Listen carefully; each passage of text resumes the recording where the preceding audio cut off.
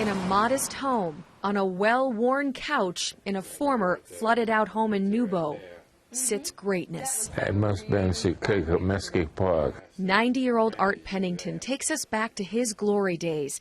These are the days of the Negro League, Art Pennington's stage. I look at these pictures and think real hard about what I did. And he's a lifetime .336 hitter in the Negro Leagues, and was a switch hitter and power, and from what he says, he never tried. He just was having fun. Billy Valencia watches out for his best friend these days, a friend whose past, turns out, has a lot to do with where we are today. Art Pennington was a trailblazer, a great ball player who did whatever he could to play the game he loved. that picture up there is made in Havana, Cuba. Even if it meant leaving America to do it. This country was very sad when I first started playing baseball.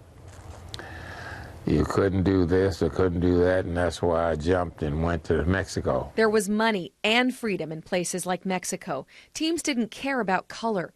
And Art fell in love and pushed all kinds of boundaries when he married Anita, a white woman, and brought her back to the U.S. There are some who think his marriage to Anita and the controversy it brought kept him from the majors. When you consider race relations in the country, and when he came to Cedar Rapids in the 50s, there was no what he calls mixing.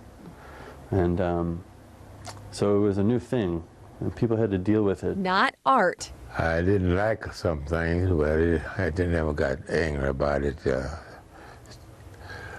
Because it didn't do no good in them times, in them days. Pennington would end up in Cedar Rapids playing for the Cedar Rapids Indians. After he retired from the team and baseball, Art Collins, of the future Rockwell Collins, saw a picture of him in the paper carrying a railroad tie at his new job. A phone call from Collins went something like this. Come down tomorrow, and we'll get you started up working for Collins Radio, and we'd like you to be on our baseball team. His modest life today gives little indication of the greatness of this man. Superman, they called him, a man whose presence on the field sent a strong message off the field as well. I'm inspired by how much